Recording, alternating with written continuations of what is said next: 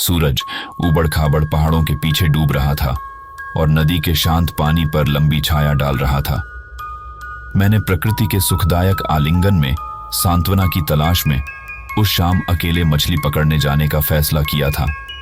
नदी की धीमी धारा की ध्वनि और झींगुरों की चहचहाहट ने एक ऐसी सिम्फनी उत्पन्न की जिसने मेरी बेचैन आत्मा को शांत कर दिया।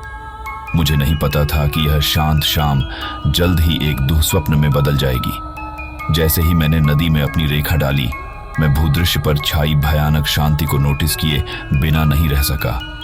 रात्रिचर जीवों की सामान्य हलचल स्पष्ट रूप से अनुपस्थित थी। यह ऐसा था मानो जीवन का सार ही किसी अदृश्य शक्ति द्वारा मौन कर दिया गया हो। मेरे ऊपर एक अज्ञात बेचैनी घर कर गई, लेकिन मैंने इसे मात्र व्यामोह समझकर दूर कर दिया। घंटों बीत गए और चंद्रमा की चांदी जैसी चमक पानी की सतह पर नाचने लगी। जब मैंने इसे सुना तो मैं उस बेचैन कर देने वाली शांति के बारे में लगभग भूल ही गया था। एक फीकी शोकपूर्ण चीख, पीड़ा में डूबी किसी महिला की दूर से रोने जैसी। मेरी बाहों पर रोंगटे खड़े हो गए और मेरी रीढ़ में कंपी दौड़ गई। जैसे ही मैंने अंधेरे नदी के किनारों को स्कैन किया, भयावह ध्वनि के स्रोत की खोज की, मेरे दिल की गति तेज हो गई। और फिर मैंने उसे देखा। फटा हुआ सफेद गाउन पहने एक महिला, उसके लंबे गीले बाल उसके पीले चेहरे पर चिपके हुए थे।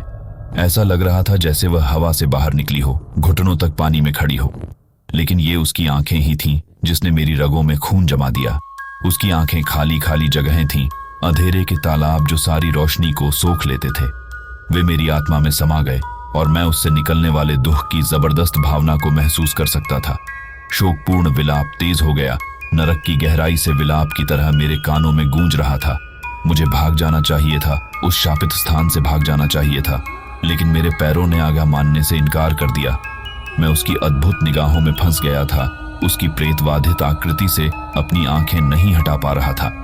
ऐसा लग रहा था कि नदी एक तरल खाई में बदल गई है जो पीड़ा की दुनिया का द्वार है। पीड़ादायक धीमेपन के साथ उसने अपनी बाहें ऊपर उठाईं और मैं भयभीत होकर देखता रहा जैसे उसने अपने आलिंगन में कुछ ले रखा था, गहरे लाल रंग से सना हुआ सफेद कपड़े का एक बंडल। तब जाकर मुझे रोंगटे खड़े कर देने वाली सच्चाई समझ में आई। वह अपने खोए हुए बच्चों के लिए रोती थी और मैं उसकी शाश्वत निगरानी पर ठोकर खा चुका था। ऐसी आवाज में जो मेरी हड्डियों तक गूंजती हुई लग रही थी, वह बोली, मिस हिजोस, डोंडे एस्टन, मिस हिजोस, मेरे बच्चे कहाँ हैं? जब मैंने उत्तर दिया तो मेरी आवाज कांप उठी। मुझे नहीं पता, मैंने उन्हें नहीं देखा है। जब वह फुसफुसाते हुए बोली, एल रियो लॉस्टोमो। नदी उन्हें ले गई। उसकी शोक भरी निगाहें मेरी नजरों से कभी नहीं हटी। अचानक मुझे अपने कंधे पर एक ठंडा चिपचिपा हाथ महसूस हुआ। मैं मुड़ा तो पाया कि एक वर्णक्रमीय बच्चा मेरे पास खड़ा है। उसकी आंखें खोखली और बेजान हैं। उसने नदी की ओर इशारा किया और मैंने गहराई से और भी छोटी छोटी आकृतियां उभरती देखी। सभी सफेद कपड़े पहने हुए थीं। उनकी आंखें खाली थीं। उनके चेहरे पीड़ा से विकृत थे। मैं ला लोरोना के बच्चों की खोई हुई आत्माओं से घिरा हुआ था और यह एहसास मुझ पर वज्रपात की तरह टूटा।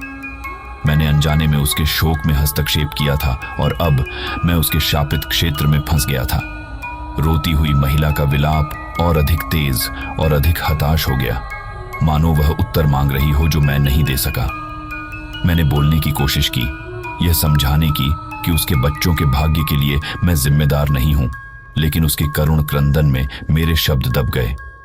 भूतिया बच्चे मेरे करीब आने लगे। उनकी बर्फीली उंगलियां बाहर तक पहुंचने लगीं। उनकी आवाजों में दुहक का स्वर था जो मुझे खा जाने की धमकी दे रहा था। मुझे दम घुटने जैसा महसूस हुआ। मेरी छाती पर एक बोझ था जिससे सांस लेना लगभग असंभव हो गया था।